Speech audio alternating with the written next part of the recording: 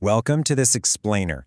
Today, we're going to unpack a truly fascinating, deeply complex spiritual blueprint that's designed to essentially upgrade human consciousness into a serene, high-frequency operating system. I want you to picture something for a second. Imagine a totally normal 25-year-old just navigating the everyday chaos of modern life, the stress, the background noise, the endless responsibilities, and that constant barrage of digital notifications. Now, imagine if they could literally download a completely new mental architecture that wipes out all that underlying anxiety and replaces it with pure, sunlit clarity. That is exactly the premise we are exploring today, straight from our source text. So here's our roadmap for the explainer. We're going to look at the Crystic Mind blueprint, the 4 cognitive layers, upgrading the lower bodies, activating the 9 gifts, and finally, reaching the ultimate mental sanctuary. Let's jump right in. Section 1. The Crystic Mind Blueprint, or Escaping the Baseline. To really grasp what this is all about, we first have to look at our baseline mental operating system and why the text argues it is in desperate need of an upgrade. Now, take a look at the stark contrast here. On the left side, we have our ordinary mental body. This is where, frankly, most of us spend our entire day. It's super focused on basic logic, sheer survival, and the ego's pretty limited perspective. It's frantic, it's reactive, constantly running these endless loops of worry, stressing over bills or defensively reacting to things people say. But on the right, we have the Crystic Mind. The source material defines this as a highly specialized, high-frequency layer. It's a superconscious faculty. So rather than just trying to survive until bedtime, it actually serves as a bridge, translating the profound, infinite wisdom of your higher self into everyday, actionable thoughts. It's a total paradigm shift from just surviving to truly perceiving reality. Moving to Section 2, the 4 cognitive layers, the hierarchy of the renewed mind. Let's look at how this all builds into a structured hierarchy that reprograms our thinking from the ground up. The absolutely crucial point here is that this hierarchy works sequentially. You can't just skip straight to the end. Step 1 is intellectual metanoia, which is basically a foundational reprogramming. It clears out all those destructive thought forms and accumulated societal junk, moving the mind from a scarcity mindset to one of abundance.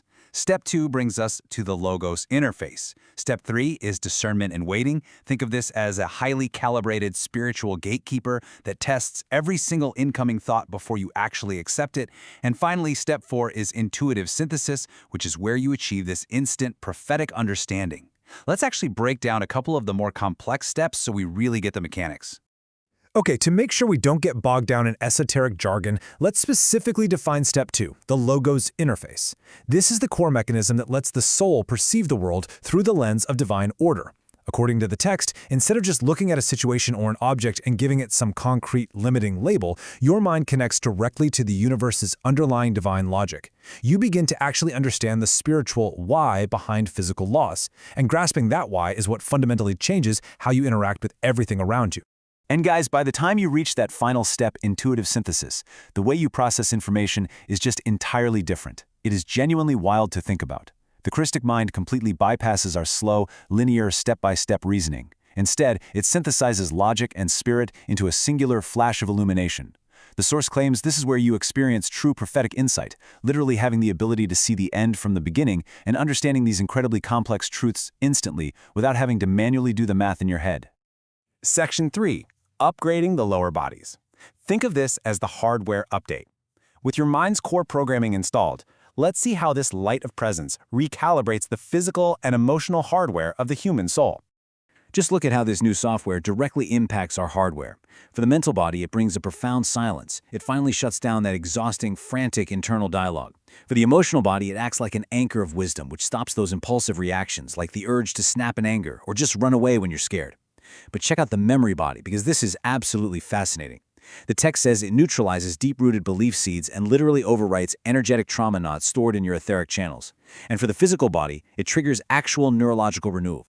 Let's zoom in on that physical aspect for a second, what the source beautifully calls the transformation of the flesh. This is so important because it proves this isn't just some abstract philosophy you ponder in an armchair. The Crystic Mind is sending literal, continuous signals of divine safety straight to your physical brain. So what happens?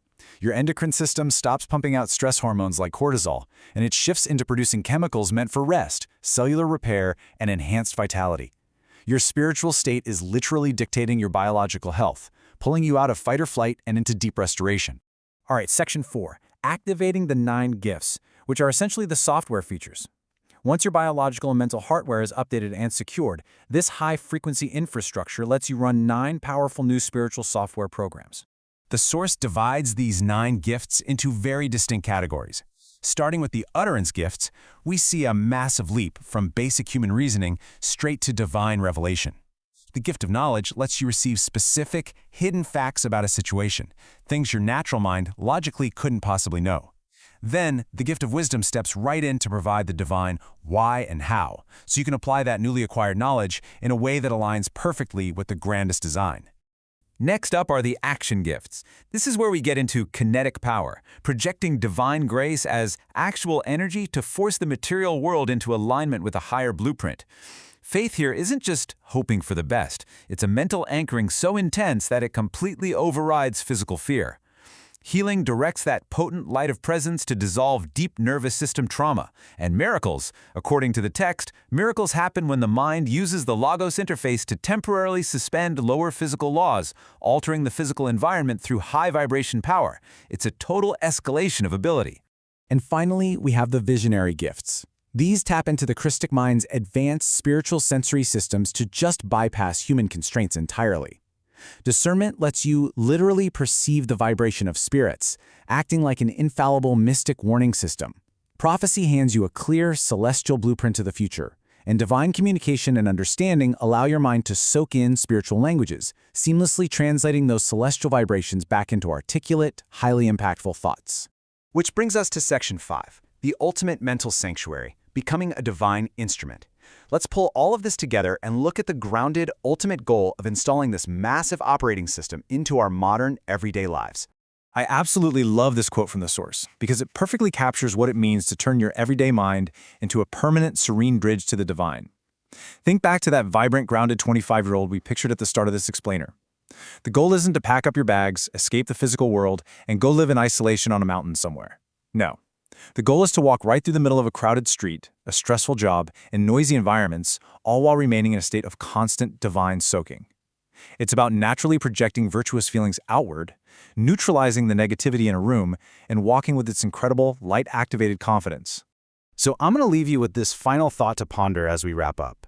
If your mind truly operated as a perfectly clear mirror for divine intelligence, completely free of that frantic internal dialogue, flushed clean of deep-rooted trauma, physically optimized by rest chemicals, and fully equipped with these intuitive gifts, how would your daily reality actually change?